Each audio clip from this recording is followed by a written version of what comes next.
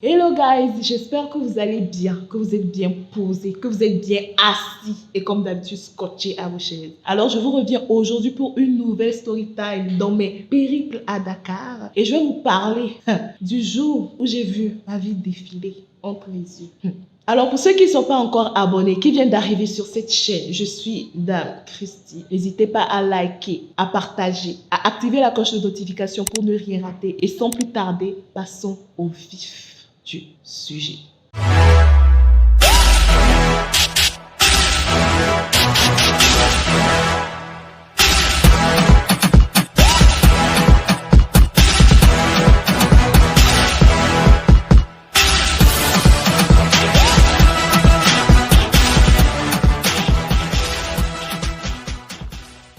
Alors aujourd'hui, je vais vous raconter le jour où j'ai eu la plus grande frayeur de ma vie. Le jour où j'ai vu l'âme défiler entre mes yeux. Oui, quand on vous dit, des fois quand vous vous levez le matin, priez avant de sortir parce qu'on ne sait pas ce qui va nous arriver, ce qu'on va traverser.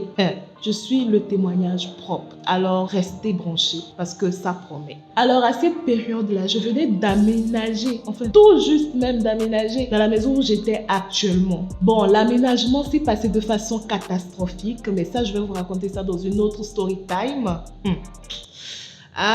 Comme je vous ai dit, notre appartement du 4e là, si on vous raconte les périples et les aventures des gens qui y habitent, Dieu seul sait. Alors, cette histoire s'est passée un dimanche, jour du Seigneur, jour du Tout-Puissant. Et c'est là-bas on dit votre foi est mise à l'épreuve. Donc, je me préparais tranquillement pour aller à la messe. Bizarrement, ce jour-là, j'aurais dû tiquer. Parce que souvent, quand tu te prépares pour aller quelque part, quand tu te prépares pour faire quelque chose et que tu vois que non, tu es retardé par ceci ou par cela. Moi, j'étais retardée par mon habillement. Premièrement, j'avais pris une tenue. J'ai remarqué que l'éclair s'est gâté. Et j'ai dit, bon, vas-y, prends une autre tenue ou bien arrange l'éclair. Voilà quoi, essaye d'arranger ton habillement là parce qu'aujourd'hui, il faut que tu sois fraîche pour aller à la messe. So, j'ai banalisé carrément la situation. J'ai banalisé aussi les messages d'alerte que je recevais des cieux. Et je me suis entêtée pour aller à la messe.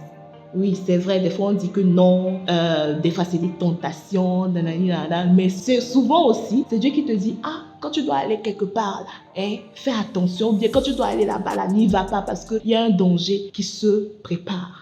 Alors ce jour-là, je m'étais sapée dans mes retranchements. Oh, j'étais maquillée comme pas possible. Mais comme je venais de débuter des petits tutos là, j'avais mis ça dans ma face. Que non, je vais descendre, aller à la messe. En plus, c'était le dimanche des rameaux. À 18h, j'allais aller à la messe et tout, voilà, dans la paix du Christ, dans la paix du Seigneur. Et puis ce jour-là aussi, bon, faut savoir que ici, quand il fait 18h et tout, c'est pas comme au pays, tu as l'impression qu'il fait même 16h, 15h et tout, il y a bien le soleil. So, j'étais là, tranquille, apaisée, avec mes talons. J'ai descendu les 4 marches de mon immeuble. J'ai marché petit, pour arriver au lieu fatidique. C'était une ruelle. Les gens trouvaient ça lugubre la nuit, mais à l'heure où je passais, elle avait l'air animée, tranquille, il y avait des gens. Alors au loin, j'avais aperçu des jeunes enfants, de jeunes garçons qui couraient en troupe. Je m'étais dit, bon, peut-être ces enfants-là, ils reviennent du sport ou bien du foot ou un truc comme ça, parce qu'ici, ils aiment bien le foot et tout. Et ils étaient là à courir vers moi. Bon, je me suis dit, voilà, c'est pas dangereux. Ils reviennent du foot, ils font un petit jogging ou un truc comme ça. Voilà, ça ne m'avait pas alerté en fait. Du coup, j'ai dit bon, faut les laisser passer. Quelque chose m'a dit range-toi sur le côté. Je me suis repliée avec mes talons, toujours dans ma classe attitude. Et maintenant, lorsque je me suis repliée et tout, je vois au loin, les enfants en même temps sont en train de tirer les pochettes des gens. Il y avait même un gars à côté qui était... non, ça me choque encore quoi. Le gars était en serviette, il sortait de sa maison, je sais pas quoi. Il a pris une machette et il était en train de menacer les enfants. Je me suis dit, oh, mais c'est quelle affaire ça? Ou bien c'est un type de sport, dites-moi en fait. Du coup, j'étais restée là, cachée. Bon, je me suis dit, ça a l'air dangereux, donc je me suis un peu évincée de la foule, cachée entre deux voitures devant une boutique. Un temps, la foule, les enfants passaient. Après, bon, j'ai vu que les enfants là, ils ont l'air différents de ceux qui ont l'habitude de sortir du sport, de ceux qui ont l'habitude de faire du jogging. Visage un peu aminci, lugubre, menaçant. J'ai dit, ok, bon, de toutes les façons, personne ne m'a vu. Je reste là où je suis. Et puis, quand la vague va passer, je vais continuer mon chemin pour aller prier mon Seigneur. Hey! À un moment, genre le temps que je regarde de l'autre côté, si toute la vague est passée, je sens une petite pression à côté de moi, genre comme si on me tirait. Mais pas moi, mais mon sac en fait. Du coup, je me suis tournée et je vois un gars. Il doit avoir dans les, je vais dire 18 ans, 17 ans, habillé en tout noir avec des trucs en Rastafari, des dreadlocks ou je sais même pas quoi, c'est parce qu'il a voulu fabriquer sur sa tête. Et il est là. J'ai même pas eu le temps de bien distinguer. Je me dis que soit c'est un couteau, soit c'est un truc tranchant. Et il avait pointé ça vers moi en fait. Genre il avait soulevé ça au-dessus de moi, il a pointé ça. Et il me disait un truc en Wolof. Dans ma tête, je me dis soit donne ton sac, soit voilà. En fait, c'est pour ça on dit, les gens, quand ils sont en face de quelque chose de très effrayant, ils sont comme tétanisés par la peur. Et moi, je ne m'étais pas rendu compte que j'étais tétanisée. Je ne me suis même pas rendu compte de ce qui se passait. Et heureusement, dans la protection divine du Tout-Puissant. Hey, le jour-là, le gars, en tirant le truc, mon sac s'est coupé. Et quand le sac s'est coupé, il a emporté ça, il est parti. Dans mon sac, qu'est-ce qu'il y avait? Rien d'important, à part mon téléphone et 1500 francs. Jusqu'alors, ce que je regarde sur mon téléphone, les 1500 francs là, voilà. Hein? C'est vrai, en ce moment, je galérais. Après, voilà, j'ai galéré tout le temps. Mais moi, ce qui me faisait mal, c'était mon téléphone. Parce qu'il y avait mes contacts, il y avait mes applis, il y avait même mes cours dans ce téléphone-là. Et puis, ce qui m'a choqué, quand ça se passait, il y avait les gens tout autour. Mais voilà, personne n'a réagi parce que chacun était aussi apeuré. En fait, moi, ça m'avait un peu frustrée parce que je me dis, on t'agresse comme ça en face des gens à la lumière du jour parce qu'il était 17h et il y avait du monde quand même parce que tout était clair. Personne n'a branché, frère. C'est après, je me suis rendu compte, mais mais qu'est-ce qui s'est passé? On vient de m'agresser en fait. On vient de m'agresser. Frère, on vient de m'enlever mon sac avec mon téléphone dedans. Et heureusement, dedans, je n'avais pas mis mes papiers et tout. Bon, c'est vrai ma folie souvent de sortir sans mes papiers. Un jour, on va m'arrêter, on va me buter ici. Ce jour-là, ça m'avait sauvé parce que je n'avais pas mis mon passeport ou quoi que ce soit à l'intérieur. Parce que je me disais, j'allais à la messe, tout ça. J'allais juste vivre mon culte 2 heures de temps, rentrer chez moi. Donc, du coup, je me disais, prendre mon passeport, me promener avec ou un truc comme ça n'en valait pas la peine. Sortez avec vos papiers. Sortez avec vos papiers. Du coup, le temps de revenir à moi, c'est là.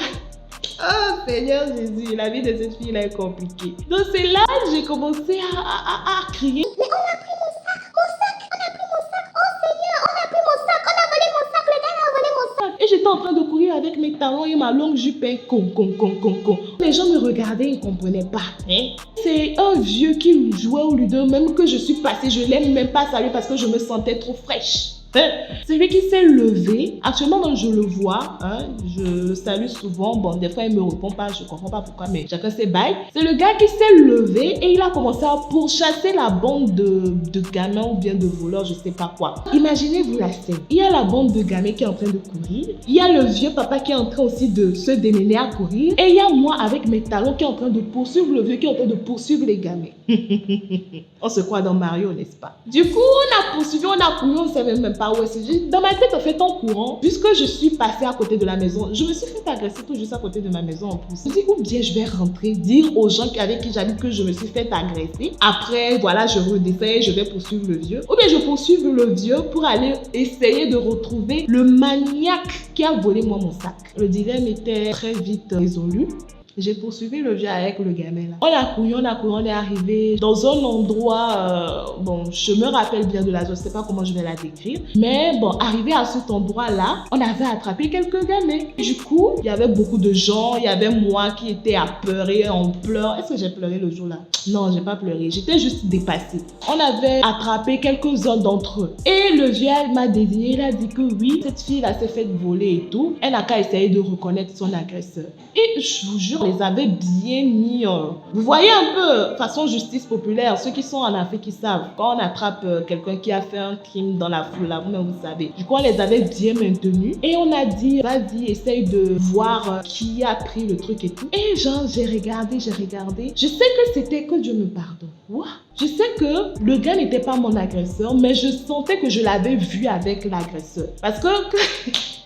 Quand le gars avait pris mon sac et genre je regardais par où est-ce qu'il partait, il avait suivi la foule. Et quand il a suivi la foule, il y a un autre qui est venu, il s'est arrêté devant moi, il s'est dit, c'est là, est-ce qu'on a tout volé? Et après maintenant, il a suivi. Les deux couraient en mode Usain Bolt. So, j'ai regardé, je pense que c'était lui qui avait suivi le gars. J'ai dit, c'est parti, c'est lui. C'était lui-même le chef de la bande d'émeute de ces gamins-là.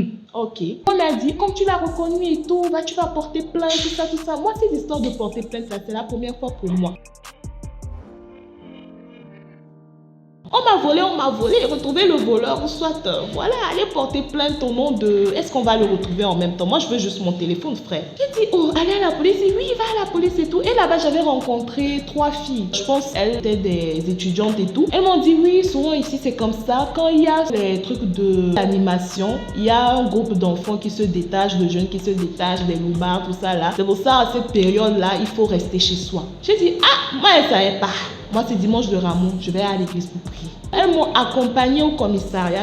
Malchanceuse que je suis, ma chaussure s'est bien coupée en route. Ma fraîcheur des talons de 1, j'avais pas le sac qui allait avec. Et de 2, j'avais les chaussures quand même qui allaient avec ma détresse. Bien coupées, je ne faisais que boiter en route. Je suis partie au commissariat. Celui qui prenait, je sais pas, les dépositions et tout, il dit, toi encore ici?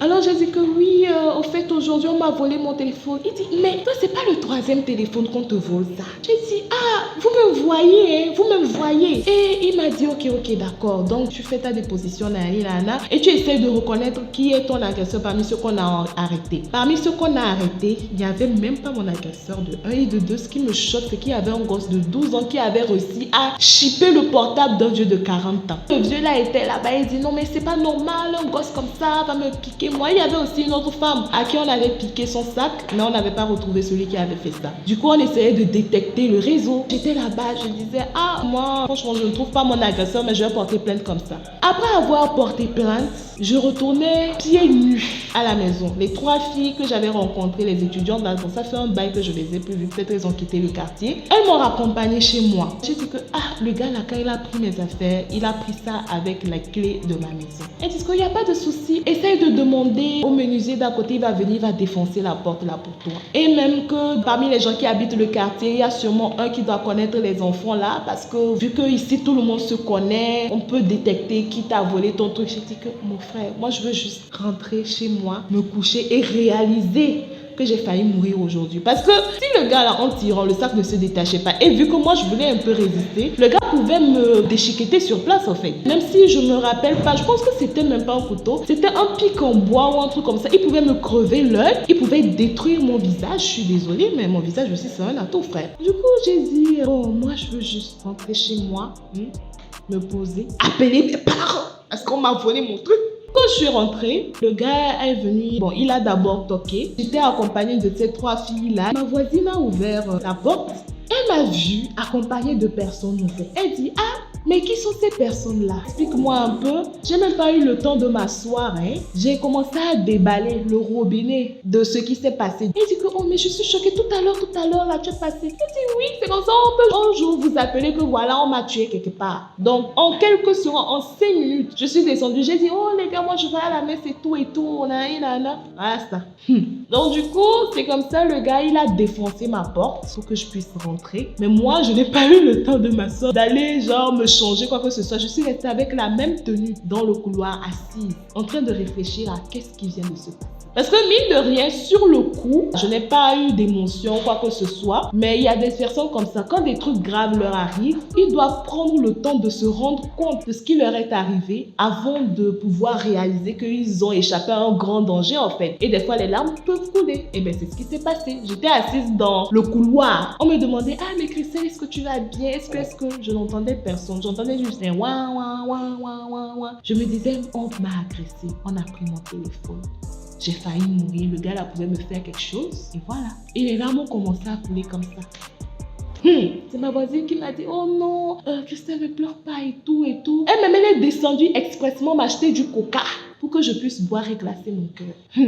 Oh non, tout le monde avait eu pitié de moi, ils avaient raison, mes talons étaient coupés. Je me suis assise là-bas, j'ai dit que, je vais faire comment? Je vais appeler les parents au moins pour qu'ils sachent que je n'ai plus de téléphone. Pour me joindre, ça sera un peu plus compliqué, donc eux-mêmes ils n'ont qu'à voir. Lorsque j'ai contacté, c'est mon daron, j'ai contacté en premier. Moi, j'ai contacté ma marraine, celle qui m'avait un peu supervisée à Dakar, le temps que je m'installe et tout, pour lui expliquer que je serais injoignable parce qu'on m'a agressé. Bizarrement, j'ai appelé mon meilleur ami. Le gars avec qui je traîne souvent, je vais en cours et tout, je l'ai appelé, je sais pas pourquoi. Bon, normalement, je pourrais l'appeler pour lui expliquer la situation, mais dans cette situation, normalement, c'est les personnes qui sont à côté de moi qui peuvent m'épauler. Donc, vous voyez un peu, c'était un peu bizarre le contraste. Mais bon, je l'avais appelé. Et il dit que, vraiment, Christelle, du courage à toi et tout et tout. J'espère que tu vas bien, fais très attention à toi, nanana. Moi, j'étais déjà dépassée. Vos histoires de faire attention à toi, l'histoire s'est déjà passée. Donc, je vais faire attention à moi comment? Bon, peut-être plus tard, je vais mieux faire attention, ne plus passer dans les ruelles bizarres la nuit. Parce que ça m'a traumatisée. Mais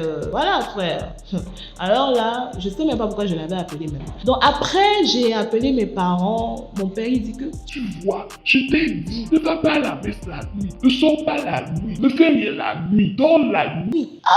Je t'ai dit, ne prends pas ton téléphone n'importe où. Voilà, on t'a volé, voilà. Maintenant, qu'est-ce que tu veux que je fasse? Mais tu vas bien, on t'a pas tué, on t'a pas coupé quelque chose. Bon, il n'a pas dit qu'est-ce que tu veux que je fasse. Il a juste dit, fais très très attention à toi. Il m'a bien blâmé. Après, il a dit, Ah vraiment, toi tu me fais peur. Imagine on t'avait fait quelque chose. Et fallait même pas résister. Tu as résisté ou bien? il dit non, j'ai pas résisté. Le gars a pris mon sac, ça s'est coupé et tout. Après, il a senti que j'étais en état de choc. Il a dit, bon, calme-toi. Tu as déjà porté plainte et tout. Jusqu'alors, on va essayer de retrouver ton agresseur. Après, ma mère a parlé, elle dit que Bon, fallait pas porter plainte et tout, ça s'est déjà passé. Après, là, si tu portes plainte, l'agresseur remonte à toi, il vient, il te bute chez toi parce que voilà, tu as raconté ce qu'il t'a fait à toi. Et j'ai dit, bon, franchement, je sais même pas. Mais après, j'ai retiré la plainte. Bon, pas que ça ne servait pas à grand chose. On pouvait l'arrêter. Mais voilà quoi. Ce qui est passé, c'est passé. Ça m'a permis d'être mieux sur mon qui-vive quand je sors. Là où je passe, faites très attention parce qu'on entend des trucs des étudiants qui sont sortis comme ça, ils sont plus jamais revenus. Les gens qui sont sortis comme ça, on n'a plus revu la couleur de leurs yeux. So, faites très très attention. Quand vous sortez, quand vous allez n'importe où, faites très très très attention. Donc les gars, après je me suis remise de mes émotions, sauf que il fut une période où quand même j'étais sonnée. Je pense que j'ai fait 1 mois ou 2 mois, 3 mois sans sortir. Quand il faisait à partir de 17h, 16h, je voulais plus sortir. J'avais vraiment peur de la nuit. Ça m'a pris même quelques mois. Ça m'a pris près d'1 année avant de me remettre de mes émotions parce que j'ai été mon propre psychologue. Je me suis dit, bon, ce jour-là, je n'avais pas eu de chance et tout. On t'a piqué tes trucs. La prochaine fois, fais très attention où tu passes. Fais très attention aussi au signal d'alerte. Essaye de voir comment l'ambiance est dehors avant de sortir. Et voilà, avec ça, j'ai été guérie. Maintenant, je peux sortir la nuit, quand je veux, tout en étant en sécurité. Parce qu'on ne sait jamais. Et voilà. C'est comme ça, j'ai perdu mon 3e téléphone. Ouais, ça fait mal. Dans tout ça, là, c'était mon téléphone qui me faisait mal. Et aussi, c'est comme ça aussi, j'ai failli perdre la vie gratuitement. Donc, faites très attention. Parce qu'on ne sait pas quand, où et comment et surtout qui. Et on se retrouve bientôt pour une nouvelle vidéo.